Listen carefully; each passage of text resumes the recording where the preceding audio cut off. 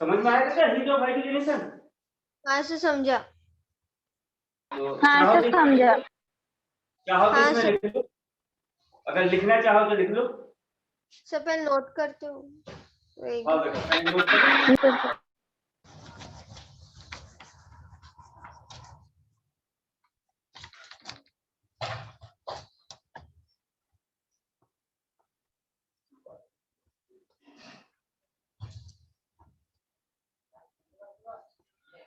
Sir हो गया। रुको 1 मिनट सर। कर लिया सर नोट।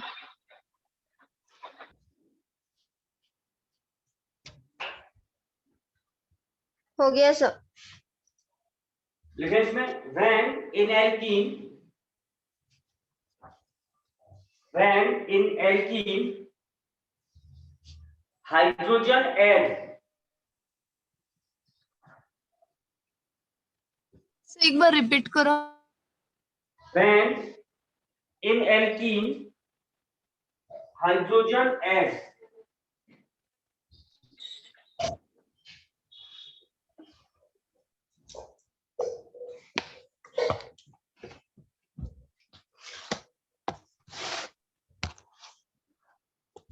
मैं लिख देता when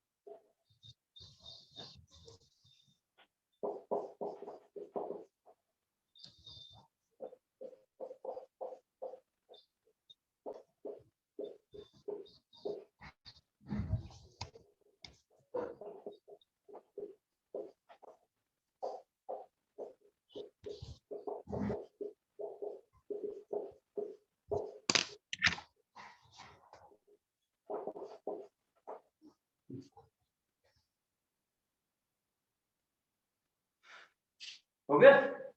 हाँ सर हो गया। हाँ सर हो गया। और आपको समझ में भी आ रहा होगा कि जब आप एल्कीन में हाइड्रोजन ऐड करते हो तो उस समय कुछ एनर्जी रिलीज होती है, उसको रिलीज करने को हाइड्रोजनेशन कहते हो क्या? हाँ यस सर। सर। हाँ सर।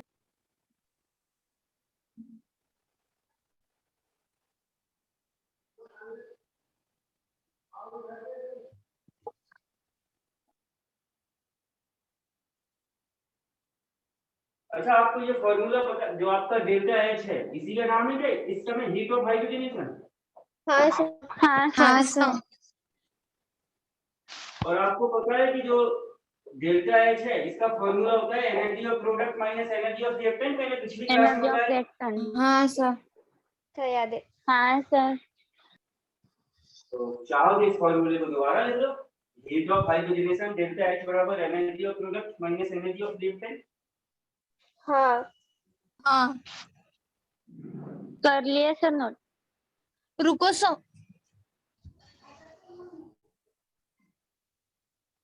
हो गया सर। हो गया सर। हो गया सर। हाँ सर हो गया। ये कार्बन कार्बन डबल बॉन्ड है, इसकी रिएक्शन आप हाइड्रोजन के साथ करवाओगे in the presence of Pt catalyst, तो आप ये पाई बॉन्ड ब्रेक होगा और यहाँ दो हाइड्रोजन लग जाएंगे और कुछ एनर्जी। हाँ। ये तो डेल्टा एच नेगेटिव है और यही डेल्टा एच कहलाती है हीट ऑफ हाइड्रोजनेशन। हाँ सर। देखा जब इसका ग्राफ देखा गया, तो ग्राफ कुछ ऐसे आया इस टाइप का। हाँ ऐसे ही आएगा। और आपको पता है कि ये रिएक्टेंट की एनर्जी है कार्बन कार्बन डबल बॉन्ड की, और ये प्रोडक्ट की एनर्जी है। हाँ सर। हाँ सर।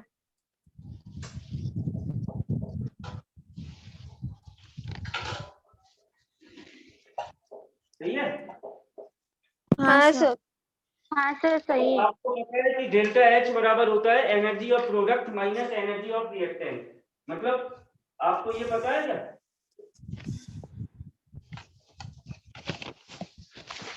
हाँ हाँ सर। सर पता है। हाँ सर।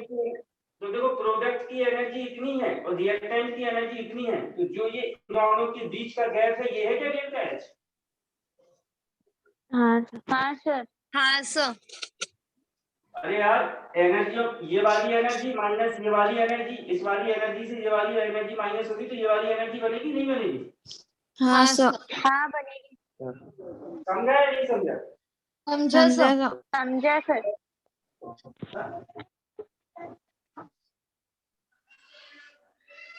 नोट कर लो ये सब। हाँ सर। हाँ रुको सर।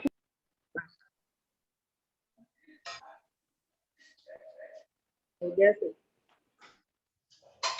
रुको सर। कर लिया। रुको सर। हाँ हाँ देखो,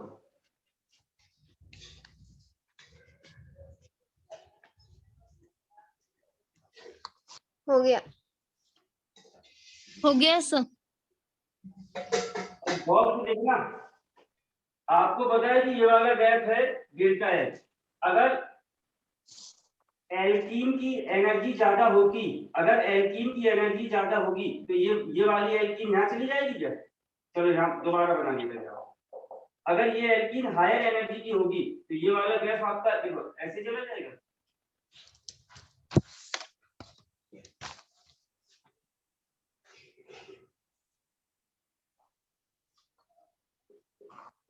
ऐसे होगा, तो ये ऊपर चला जाएगा ना, जब एल्कीन की एनर्जी ज्यादा होगी तो ये और ऊपर जाएगा, तो ये वाला बनेगा ना। हाँ। हाँ। तो देखो ये वाला गैस ज्यादा होगा और यही वाला गैस डेल्टा एच कहलाता है क्या?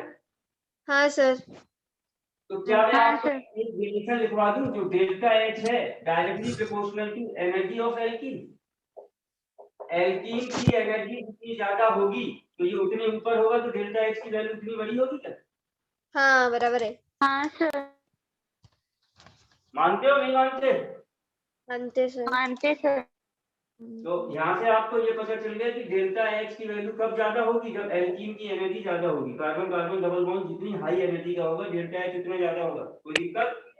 No sir. No no sir. Sir. अब आपको ये बात भी पता है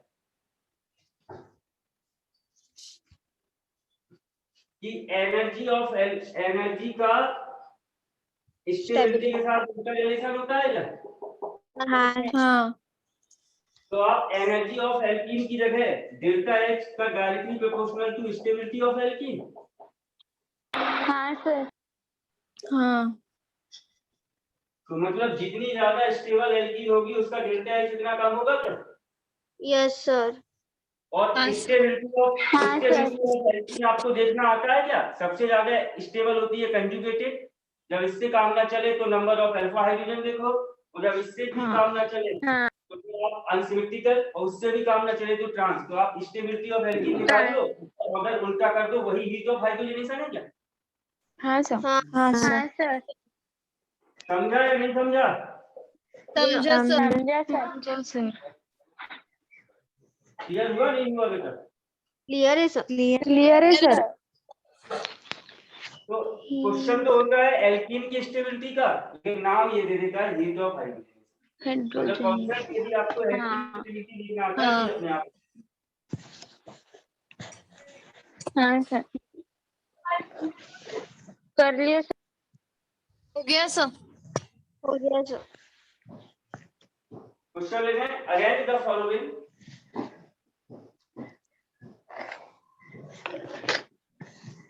Orange. Arrange the following. Decreasing order of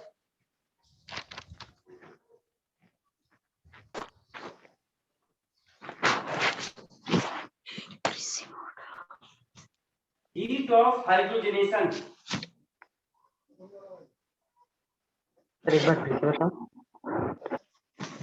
Arrange the following: decreasing order of heat of hydrogenation.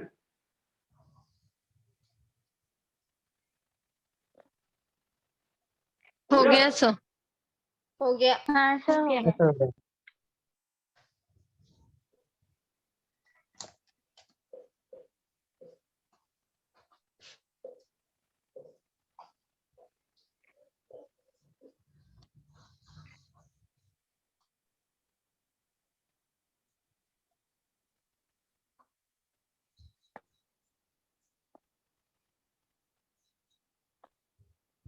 हाँ भैया, ये 4 एल्कीन है, हमें इसमें हीट ऑफ हाइड्रोजनेशन बताना है, किसका ज्यादा है किसका कम है। हाँ सर बताते हैं। सबसे पहले स्टेबिलिटी ऑफ एल्कीन निकाल दो।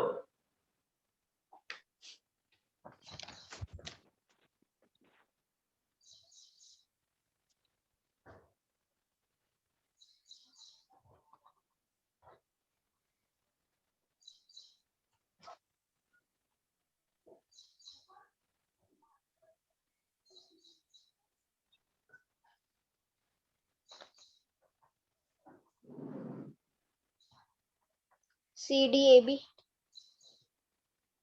गलत।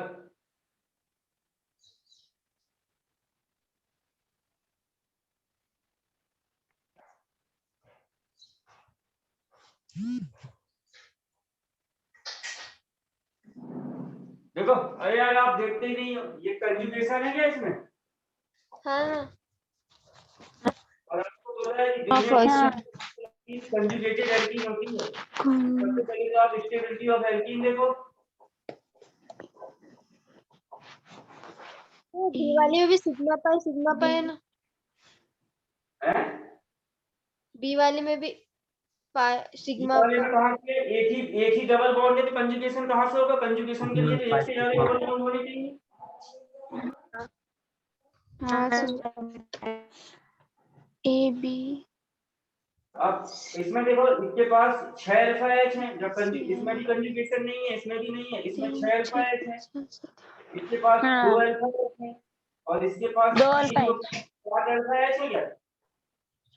एक बॉन्ड। हाँ 7 अल्फा एच है। नहीं, 7 3 3 6 8 है इसका अल्फा एच।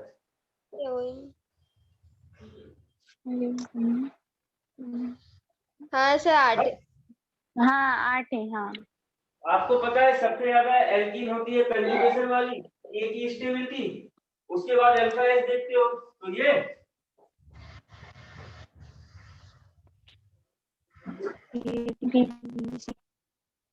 हाँ। और आपको पता है कि जो डेल्टा एच है, उल्टा रिलेशन होता है स्टेबिलिटी ऑफ एल्कीन का।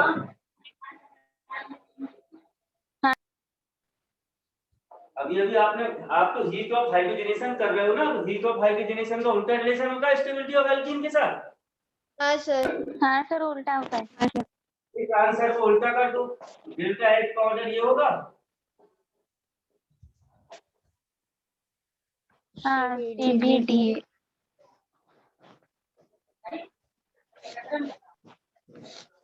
समझे सर। समझ में आया नहीं आया? समझा सर समझा सर। हो गया। हो गया सर। रुको हो गया सर अभी एक स्टूडेंट रुको बोल रहा है, चलो उसका दो। वही थी उसने हो गया। हो गया उसने ही सर बोला सर।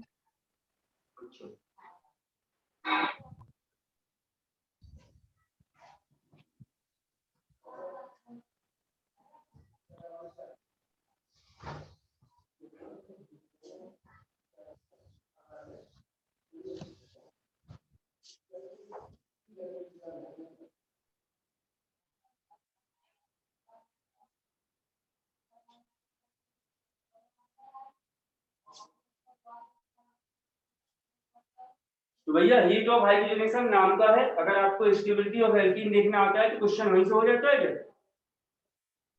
हाँ यस सर। सर। हाँ Yes, सर। sir. अगला टॉपिक है आपका हीट ऑफ कंबस्टन।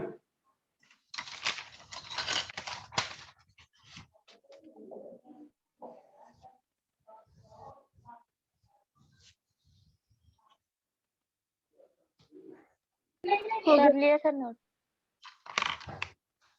हो गया? हाँ हाँ देखो आप जब हाइड्रोकार्बन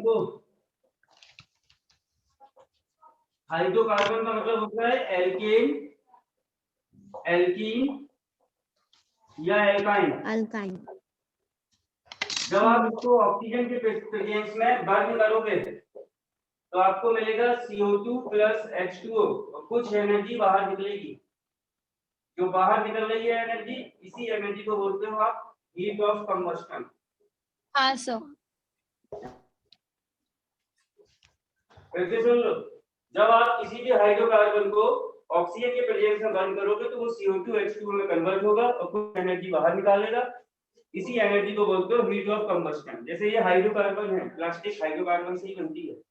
जब मैं इसको ऑक्सीजन के प्रेजेंस में बर्न करूंगा, जलाऊंगा तो कुछ एनर्जी बाहर निकलेगी। हाँ हाँ इसी सर। बाहर निकलने वाली एनर्जी को हीट ऑफ कंबस्टन बोलते हो। डेल्टा है। समझा या नहीं समझा? समझा सर। समझा।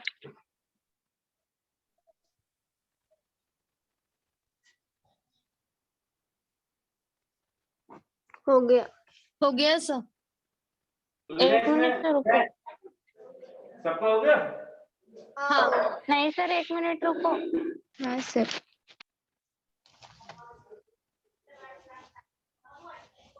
हाँ हो गया। लेकिन इसमें व्हेन हाइड्रोकार्बन बर्न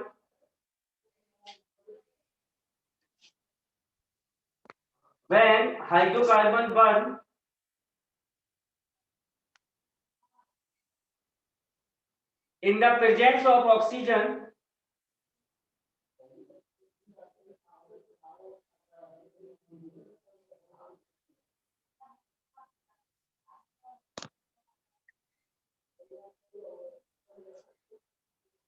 हो गया। अरे ये मना करके आऊं भैया, ये चिल्लाते बहुत हैं हमारे।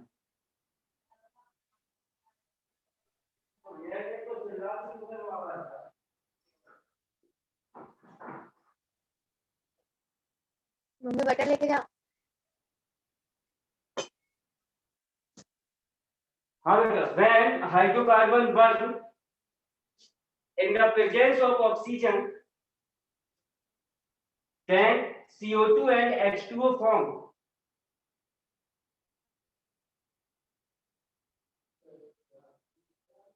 CO2 and H2O form. हो गया। And some energy release. And some energy release. हो गया सर। सर एक बार फिर से रिपीट करना। हाँ sir. When hydrocarbon burn in the presence of oxygen, when hydrocarbon burn in the presence of oxygen, CO2 and H2O form and some energy release. हो गया? हाँ सर हो गया। हाँ सर हो गया। This released energy is known as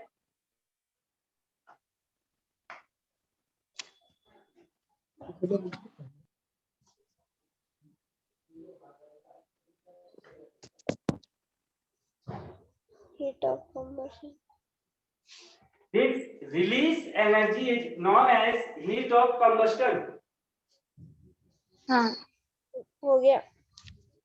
हो गया। हो गया सर। हो गया। कुछ आपको रिएक्शन बनाना सिखा देता हूँ। हालांकि मैं ये आपको इनऑर्गेनिक में भी सिखाया है, केमिकल बॉन्डिंग में, शायद आपको याद आ जाए। देखो, जैसे आपका ये है हाइड्रोकार्बन C4H10, ये हाइड्रोकार्बन है। देखो इसमें केवल कार्बन, हाइड्रोजन और कुछ तो नहीं है। हाँ कुछ भी नहीं है। अब आप इसको ऑक्सीजन की प्रेजेंस में बर्न करोगे। आपको पता है हाइड्रोकार्बन को जब ऑक्सीजन की प्रेजेंस में बर्न करो तो आपको क्या मिलता है, CO2 और H2O CO2H2। हाँ सर। और कुछ एनर्जी बाहर निकलती है। इसी बाहर हाँ। निकल रही है तो डेल्टा H नेगेटिव, इसी रिलीज एनर्जी को आप हीट ऑफ कंबस्शन बोलते हो। Yes sir. हाँ सर। अब आप रिएक्शन बैलेंस कर लो, पहले कार्बन बैलेंस करना, फिर हाइड्रोजन बैलेंस करना और लास्ट में ऑक्सीजन बैलेंस करना। तो यहाँ 4 कार्बन, तो यहाँ भी 4 कार्बन।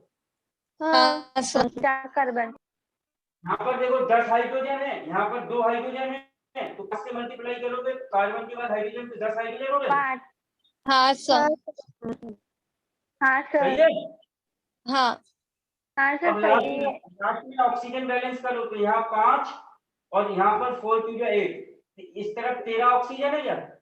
हाँ सर और हाँ इस 13। तरफ 2 ऑक्सीजन है, तो आप 6.5 का मल्टीप्लाई कर दो, या हाँ 6.5 को आप ऐसे भी लिख सकते हो 13/2, 2 से 2 कैंसिल। समझ गए नहीं समझे? हाँ सम- समझे? समझ गए। तो देखो ये समझा आपका सर। हाइड्रोकार्बन था। हाइड्रोकार्बन का मतलब होता है केवल कार्बन हाइड्रोजन। और जब आपने ऑक्सीजन के प्रेजेंस में से बर्न किया तो आपका क्या क्या मिला, इतना CO2 मिला, इतना वाटर मिला और कुछ एनर्जी बाहर निकली। इसी रिलीज एनर्जी को हीट ऑफ कंबस्शन बोलते हो क्या? हाँ हाँ सर। सर। हाँ अब देखो जैसे एक हाइड्रोकार्बन ये है, आपको पता है ये जो बेंजीन है, बेंजीन भी तो हाइड्रोकार्बन है, इसमें केवल कार्बन हाइड्रोजन होता है। हाँ सर। जब आप इसे हाँ ऑक्सीजन के प्रेजेंस में बर्न करोगे तो आपको पता है CO2 H2O मिलेगा, कुछ एनर्जी बाहर निकलेगी। Yes sir. हाँ आपको पता है सर। कार्बन बैलेंस करते हो तो 6 कार्बन, तो यहाँ 6 से मल्टीप्लाई। यस हाँ सर। हाँ सर। उसके बाद हाइड्रोजन बैलेंस करते हो तो यहाँ पर 6 हाइड्रोजन है, तो यहाँ 2 है, तो 3 से मल्टीप्लाई। यस हाँ सर। हाँ सर। लास्ट में ऑक्सीजन बैलेंस करते हो तो ऑक्सीजन कितने हैं इस तरफ, इस तरफ 15 15 ऑक्सीजन है। 15। बस 15/2 कर दो या 7.5 कर दो, यहाँ 2 तो थे ही, तो 15/2 कर दिया, 2 से 2 कैंसिल हो गए 15 ऑक्सीजन। यस सर समझा। हाँ तो ये एनर्जी बाहर निकल रही है, समझा इसको हीट ऑफ कंबस्शन बोलते हो क्या? हाँ हीट ऑफ कंबस्शन। हाँ हाँ सर। क्लियर? क्लियर है सर। सर।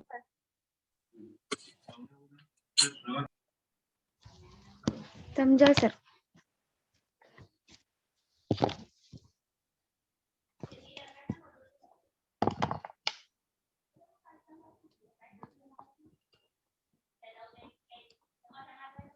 कर लिया सर ना।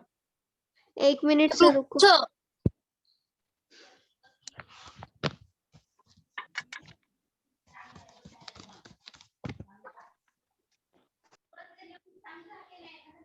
हो गया। नहीं सर रुको। हाँ बेटा रुका हूँ। हो गया सर।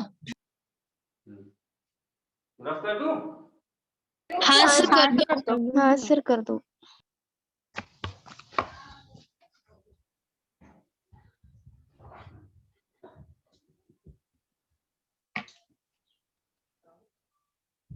हाँ इसका ग्राफ देखो, आपको पता है कि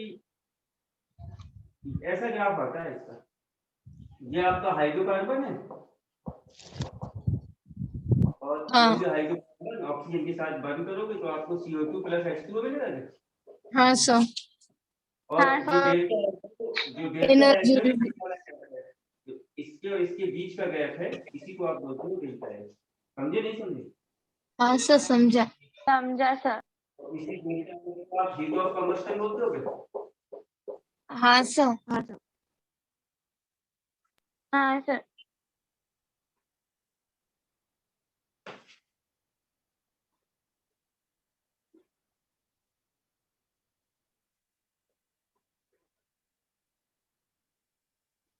कर लिया सर ना।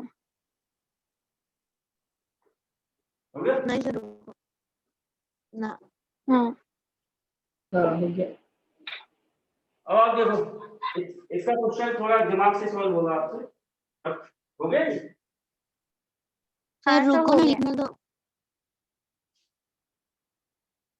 हो गया सर। आपको पता है कि हाइड्रोकार्बन को जब आप ऑक्सीजन के प्रेजेंस में बंद करोगे तो CO2H2O मिलेगा। इसका ग्राफ इस टाइप का आता है, इस टाइप का, और जो यहाँ से यहाँ का गैप है वो डेल्टा H कहलाता है, जिसे आप हीट ऑफ कंबस्टन कहते हैं। ठीक है, हाँ हाँ सर।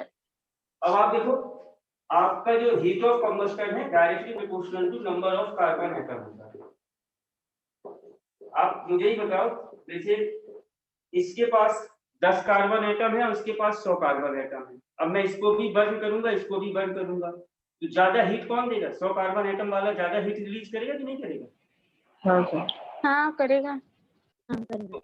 सबसे पहले आप कार्बन एटम चेक करो, जितने ज्यादा कार्बन एटम होंगे, जितने ज्यादा कार्बन एटम होंगे, आपका हीट ऑफ कंबस्टन उतना ज्यादा होगा। और आपको समझ में भी आ रहा होगा कि अगर इसके पास 10 कार्बन एटम है तो ये छोटा सा है, जलाओगे जल्दी जल जाएगा, कम हीट बाहर निकलेगी। इसको जलाओगे 100 कार्बन एटम वाले को, ज्यादा हीट बाहर निकलेगी। समझ गया हो गया? हाँ सर समझा। तो सबसे पहले तो आप सबसे पहले आप नंबर ऑफ कार्बन एटम देखना, जितने ज्यादा कार्बन एटम होंगे आपका हीट ऑफ कंबस्टन उतना ज्यादा है। कोई दिक्कत? 900।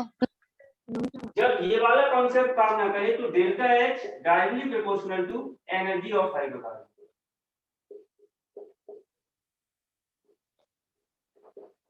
आपको पता है अगर इस हाइड्रोकार्बन की एनर्जी ज्यादा होगी तो ये और ऊपर जाएगा क्या? रिपीट करो एक बार। हाँ सर, और ऊपर जाएगा। रिपीट करो सर।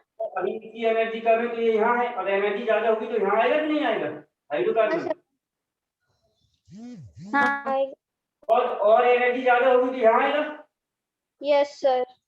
और आपको पता है हाँ, इसका और इसका गैप ही तो डेल्टा H कहलाता है। तो हाइड्रोकार्बन की जितनी ज्यादा एनर्जी होगी आपका डेल्टा H उतना ज्यादा होगा क्या? हाँ सर, उतना ज्यादा होगा। हाँ सर समझ में आया? समझा। हाँ समझा समझा। सबसे पहले आप देखना, कार्बन जितने ज्यादा कार्बन एटम होंगे डेल्टा H उतना ज्यादा। अगर कार्बन एटम से क्वेश्चन सॉल्व ना हो तो आप देखना कि हाइड्रोकार्बन की जितनी ज्यादा एनर्जी होगी, और चाहे आप इसको ऐसे लिख दो, एनर्जी का स्टेबिलिटी के साथ उल्टा रिलेशन होता है क्या? हाँ, उल्टा होता है ना। हाँ उल्टा होता है। 500। समझे नहीं समझे? समझा। समझा सर। समझा सर। ये तो लिख लेना, delta H directly proportional to ring strength. अब रिंग स्ट्रेंथ का मतलब क्या होता है वो अभी मैं आपको बता देता हूँ, तो ये पहले नोट कर लो। सर आखिरी वाला क्या लिखा आपने? रिंग स्ट्रेंथ, रिंग में से हाँ, रिंग स्ट्रेंथ। स्ट्रेंथ। हाँ स्ट्रेंथ, ये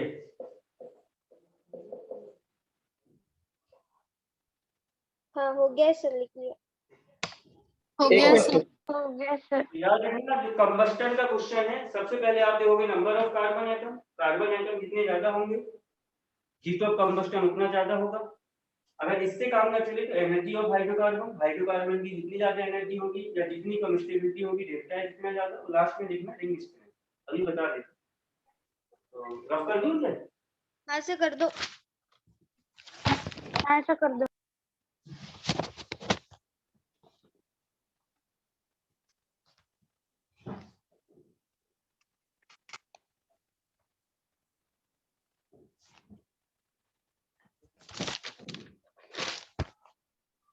क्वेश्चन है, arrange the following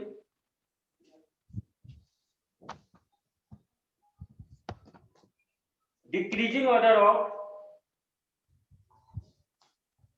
heat of combustion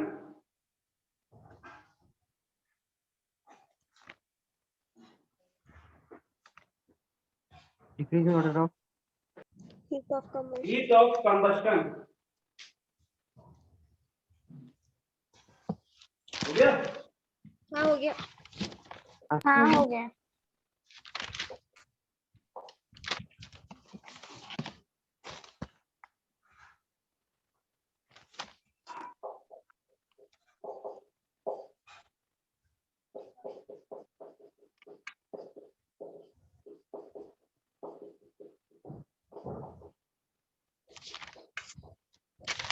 हाँ भैया, ये 4 ऑप्शन है आपके पास।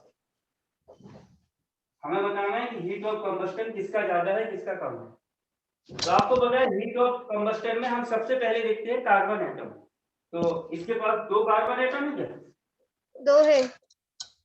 हाँ 2 है। और इसके पास 3 है। 3 है। और इसके पास 4 कार्बन एटम है। 4 है। हाँ सर। और इसके पास भी 4 कार्बन एटम है। 4 है। हाँ सही है। हाँ सही है सर। हाँ सर। अब तो भैया हमें ये बात पता है कि कार्बन एटम जितने ज्यादा होंगे उनको जलाएंगे तो उतनी ज्यादा हीट बाहर निकलेगी, तो हीट ऑफ कंबस्टन को तो हम पहले कार्बन एटम। अब हमें ये बात तो पता चल गई कि COD सबसे ज्यादा, उसके बाद B और सबसे कम A है। सही है। हाँ सर सही है। हाँ सर सही है। मतलब C और D सबसे ज्यादा, उसके बाद आपका B और सबसे कम हीट ऑफ कंबस्टन A का है। सही है। सही है। हाँ सर। अब हमारे सामने ये समस्या आई कि C ज्यादा है कि D ज्यादा है। अब देखो 4 ऑप्शन का खेल है, अगर इसमें कंफ्यूजन होता है तो 2 ऑप्शन तो यहाँ अगर आप ऐसे देखोगे तो 2 ऑप्शन तो गलत हो जाएंगे, लेकिन अभी 2 ऑप्शन और बचेंगे, उसमें वो जानबूझ के वैसे बनाएगा। मानते हो कि नहीं मानते? मानते सर। मानते सर। लेकिन आप गौर से देखो, इसके पास भी 4 कार्बन एटम है, इसके पास भी 4 कार्बन एटम है, और ये शेष है क्या? और ये ट्रांस है क्या? हाँ हाँ सर। अब हमें एल्कीन देखो, हमें ये ऑर्डर तो पता चल गया कि सबसे कम ज्यादा।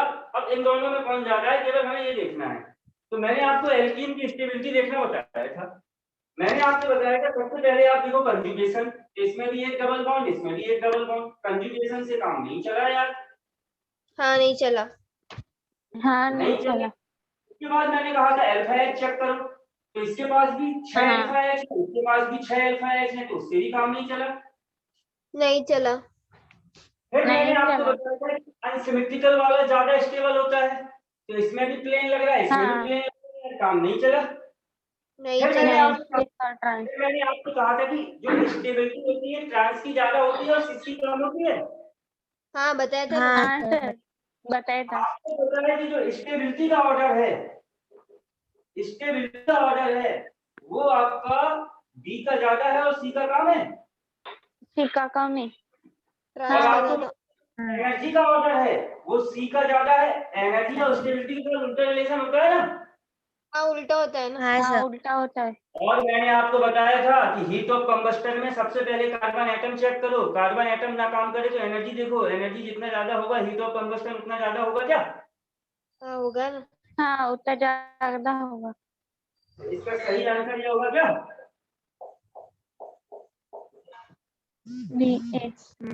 हाँ सर समझा। हाँ क्लियर है। हाँ सर।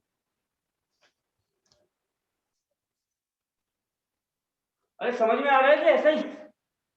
समझा सर। नहीं समझ रहा समझा। सर।